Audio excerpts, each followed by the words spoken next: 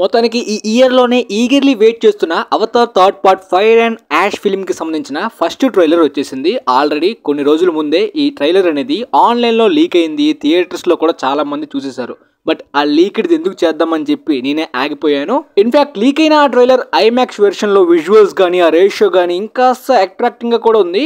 But కొన్ని రోజుల తర్వాత అంటే ఒక 2 days తర్వాత ఐమాక్స్ యూట్యూబ్ ఛానల్లోనే ఆ ట్రైలర్ని రిలీజ్ చేయొచ్చు. సేమ్ పార్ట్ 2 ట్రైలర్ కూడా ఐమాక్స్ లో తర్వాత రిలీజ్ చేశారు ట్రైలర్ ని. ఆఫ్ కోర్స్ రిలీజ్ చేసిన ట్రైలర్ లో చాలా ఇన్ఫర్మేషన్ ఉంది, కానీ ఇది ఒక బిగినింగ్ ఇంట్రొడక్షన్ లాంటిది మాత్రమే. ఎందుకంటే ఫిల్మ్ డ్యూరేషన్ చాలా ఎక్కువ కాబట్టి ఇంకా చాలా డీటెయిల్స్ ఉంటాయి. మరి చూపించిన ఈ ట్రైలర్ లో ఉన్న డీటెయిల్స్, ఆ క్యారెక్టర్స్ అండ్ పాండోరా గ్రహంలో జరగబోయే ఈ సివిల్ వార్ ఈవెంట్స్ తర్వాత 4th part లోని ఎర్త్ కి ఎలా తిరిగి రాబోతుంది స్టోరీ అనే దాని గురించి కూడా కొన్ని హింట్స్ అయితే ఉన్నాయి.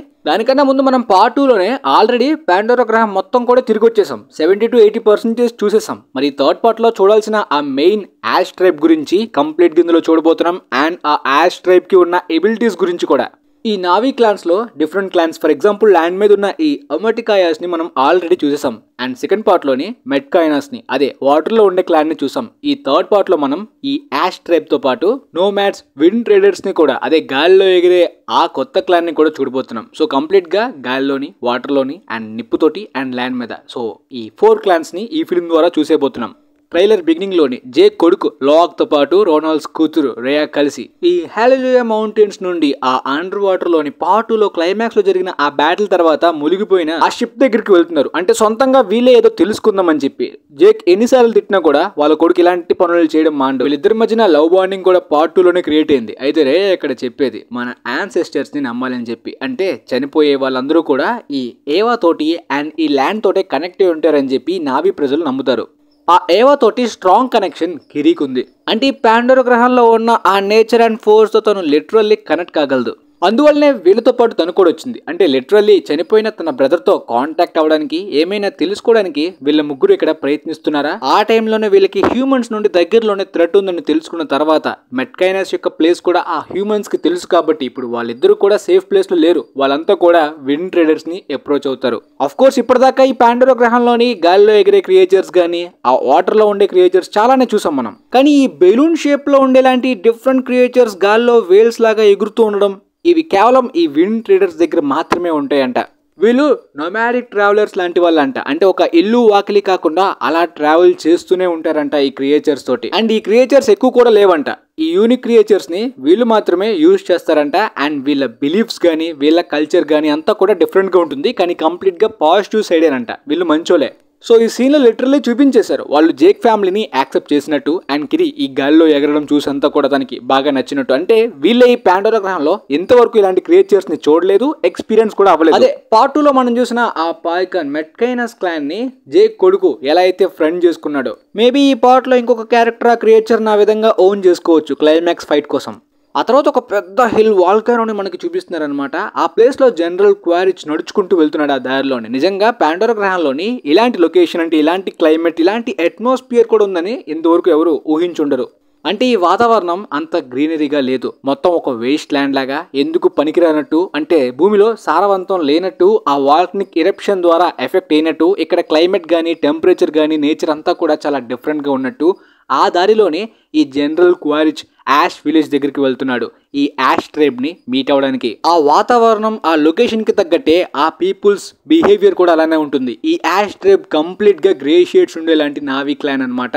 అంటే లైక్ ఇప్పటిదాకా చూసిన మనం క్లాన్స్ అన్ని కూడా ఆ నావీ ట్రైబ్స్ అందరూ కూడా, ఫర్ ఎగ్జాంపుల్ మెట్కైనాస్, ఒమటికాయాస్, దాంతో పాటు ఆ విండ్ ట్రేడర్స్, వీళ్ళందరూ కూడా మంచి వాళ్ళగా పాజిటివ్ సైడ్ క్యారెక్టర్స్ ఎక్కువ చూపించారు. కానీ ఈ యాష్ ట్రైబ్ కంప్లీట్ గా గ్రే షేడ్స్, నెగిటివ్ గా, అంటే స్వార్థం, హేట్రెడ్, యాంగర్, రేజ్ ఇలాంటి క్వాలిటీస్ ఎక్కువ శాతం ఉంటాయి అనమాట. కాబట్టి వీళ్ళు గ్రే షేడ్స్ గా, వీళ్ళతోటి ఈ ఫిలింలోనే సివిల్ వార్ జరగబోతుంది.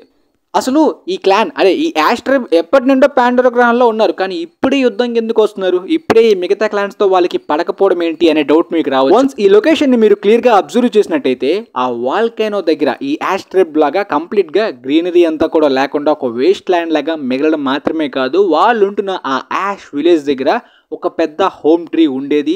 అది కంప్లీట్గా కొలాప్స్ అయిపోయి డ్యామేజ్ అయిపోయింది. అంటే వీళ్ళే దాన్ని డ్యామేజ్ చేశారా? ఆటోమేటిక్గా అలా డ్యామేజ్ అయిపోయే వీళ్ళ లొకేషన్ ఇలా మారిందా? వీళ్ళ ఫ్లాష్ బ్యాక్ మనకు తెలియదు. వీళ్ళకి లీడర్ ఆ వేరాంగ్, ఆమెనే ఈ ఫిల్మ్ లోని మెయిన్ విలన్ టైప్ అనమాట. నెటిరికి ఆమెకి ఫైట్ జరుగుతుంది క్లైమాక్స్ లోని. వీళ్ళు ఎన్నో కష్టాలు బాధలు ఎన్నో ఇది చూసిన తర్వాత ఇలా ఏథియిస్టులుగా మారిపోయారు. వీళ్ళకి ఏవో ఆ గాడెస్ అంటే అస్సలు నమ్మకం ఉండదు, ఇష్టం ఉండదు అనమాట. సో మేబీ వీళ్ళకి కోపం వచ్చి ఆ హోమ్ ట్రీ ఆ గాడెస్ తో ఉన్న కనెక్షన్ ని వీళ్ళే కూల్చుకుని ఉండాలి. లేదంటే వీళ్ళు ఫేస్ చేసిన ఆ కష్టాలలాగే ఆ ట్రీ మొత్తం కూలిపోయిన తర్వాత వీళ్ళు బ్యాడ్ అండ్ గ్రే క్యారెక్టర్స్ లాగా మారిపోయి ఉండొచ్చు. అందుకని క్లైమాక్స్ లోని కిరీని కిడ్నాప్ చేసిన తర్వాత your goddess has no dominion here అని చెప్తుంది. మీ దేవతకి ఇక్కడ చోటు లేదు, ఎలాంటి ప్రెజెన్స్ కూడా పని చేయదు అని చెప్తుంది. అంటే కిరి ఆ దేవతతోటి కనెక్ట్ అవ్వగలదు కాబట్టి ఇక్కడ మాత్రం అలాంటిది పని చేయదని, ఎందుకంటే ఇది మా చోటు అని ఆమె చెప్తుంది. సో ఈ గాడెస్ మీద ఉన్న హేట్రెడ్ అండ్ వీళ్ళు విపరీతంగా ఈ గాడెస్ ని నమ్మడం, దాంతోపాటు మధ్యలో జనరల్ క్వారిచ్ వీళ్ళని బెయిట్ గా వాడుకుంటున్నాడు. అంటే ఈ యాష్ ట్రైబ్ సేమ్ హ్యూమన్స్ లో ఉండే బ్యాడ్ క్వాలిటీస్ అన్ని కూడా వీళ్ళ దగ్గర ఈ పాండోరా గ్రహంలో ఉన్నాయి కాబట్టి క్వారిచ్ కి కావాల్సిందంతా కూడా వీళ్ళ దగ్గర నుండే ఎర్న్ చేయగలడు. అంటే లైక్ ముళ్ళుని ముళ్ళుతోటి తీయాలి. జేక్ కూడా నెటిరికి చెప్తున్నాడు, నువ్వు ఇంత హేట్రెడ్ తోటి బ్రతకలేవు, బ్రతకకూడదని చెప్పి. అంటే పార్ట్ 2 క్లైమాక్స్ లోని లిటరల్లీ తను టైగర్ ని చంపేబోయింది. కానీ అంతవరకు టైగర్ ని ఒక అడాప్టెడ్ సన్ గా సొంత కొడుకుగానే పెంచిన ఆమె ఒక్కసారిగా ఆ హ్యూమన్ క్వాలిటీస్ కంప్లీట్ గా గ్రేగా మారేలాంటి సీన్ ఒక సిచ్యువేషన్ అయితే వచ్చింది. కానీ ఈ ట్రైలర్ లో ఆ కాంప్లెక్స్ రిలేషన్ కాస్త ఇంట్రెస్టింగ్ గా ఉంది. మాస్క్ లో ఏదో ప్రాబ్లం ఉండి పడిపోతున్నప్పుడు తను బాధపడుతున్నాడు. తర్వాత జేక్ కూడా తనని హగ్ చేసుకుంటున్న సీన్ లో తను లిటరల్లీ మాస్క్ యూజ్ చేయడం అనమాట. అంటే టైగర్ ఇక్కడ మాస్క్ లేకుండా కూడా బ్రతకగలిగే కేపబిలిటీ వచ్చేసిందా ఈ గ్రహంలోని. సో తనలానే హ్యూమన్స్ కూడా కొన్ని సంవత్సరాలు ఇక్కడ బ్రతికితే వాళ్ళు కూడా లేకుండా ఈ గ్రహంలోని బ్రతకగలరా? ఎందుకంటే టైగర్ 2 సిచ్యువేషన్స్ లోని మాస్క్ లేకుండా కనిపించాడు. ఆ తర్వాత సీన్ లో కూడా నెటిరికి ఏదో గాయం జరిగి ఇంజురీ ట్రీట్మెంట్ జరుగుతున్నప్పుడు నా పిల్లలు ఎక్కడా అని చెప్పి అడుగుతుంది. మేబీ ఆ టైంకి ఈ కిడ్స్ అందరూ కూడా ఆ క్వారిచ్ ట్రాప్ లోని వాళ్ళకి దొరికిపోయి ఉంటారు ఆ యాష్ ట్రైబ్ కి. సో జేక్ నెటిరితో చెప్పే ఆ వర్డ్స్ హేట్రెడ్ తో బ్రతకకూడదని చెప్పి ఎగ్జాక్ట్ గా ఆపోజిట్ అన్నమాట ఆమె, అదే ఆ వేరాంగ్. సేమ్ క్వారిచ్ కూడా వీళ్ళనే ఆ గెటప్ వేసుకుంటాడు ఆ యాష్ ట్రైబ్ ఫైర్ ట్రైబ్ లోనే. అంటే వాళ్ళు రెడ్ కి అంటే ఎక్కువ శాతం యాంగర్ కి ప్రిఫరెన్స్ ఇస్తున్నారు. వాళ్ళు ఆ ఫైర్ ని బెండ్ చేయగలిగేలాంటి ఎబిలిటీస్ కూడా వాళ్ళకి ఈ ట్రైబ్ కి ఉన్నట్టు. అండ్ ఫైర్ అంటే లిటరల్లీ రేజ్, యాంగర్ కి చిహ్నం అనమాట. సో ఎక్కువ యాంగర్, ఎక్కువ యాంగ్రీగా రేజ్ ని పెంచితే మిగిలేది బూడిదే అన్నట్టు ఆ టైటిల్ కార్డ్ కూడా చాలా బాగుంది. ఈ సీన్ లో వాళ్ళు ఆ మెట్కైనస్ దగ్గరికి వచ్చేసి కంప్లీట్ గా వాళ్ళని ఓడించే సిచ్యువేషన్ కి వచ్చేసారు. ఎందుకంటే జేక్ అండ్ తన పిల్లలు ఎక్కడున్నారో కనుక్కుందామని చెప్పి క్వారిచ్ అండ్ ఈ యాష్ ట్రైబ్ అక్కడికి వచ్చేసారు. అప్పుడే ఈ కేట్ విన్స్లెట్, రోనాల్డ్ నువ్వు చేయాల్సింది ఏమైనా ఉంటే అర్జెంట్ గా చేయని కిరీతో చెప్తుంది. అంటే లిటరల్లీ ఈ యాష్ ట్రైబ్ ఫైర్ ని ఈజీగా హ్యాండిల్ చేయగలిగేలాంటి ఎబిలిటీస్ ఉన్నాయి. వాళ్ళ దగ్గర ఉన్న ఆ వాల్కానో ఆ లొకేషన్ కి తగ్గట్టు వాళ్ళు చాలా పవర్ఫుల్ వెపన్స్ ని కూడా తయారు చేసుకున్నారు ఈ ఫైర్ కి రిలేటెడ్ గా. దాంతోపాటు వీళ్ళు హ్యూమన్స్ తో కూడా కొలాబరేట్ అయ్యారు కాబట్టి వీళ్ళు ఆ హ్యూమన్ వెపన్స్ ని కూడా యూజ్ చేసి ఈ 3 క్లాన్స్ ని కూడా ఓడించే సిచ్యువేషన్ వస్తుంది. బట్ క్వారిచ్ కంప్లీట్ గా ఆ యాష్ ట్రైబ్ ని తన వైపు తిప్పుకోవడానికి గల కారణం ఏంటి అనేది మనకి కంప్లీట్ గా ఫిల్మ్ లోనే తెలియాలన్నమాట.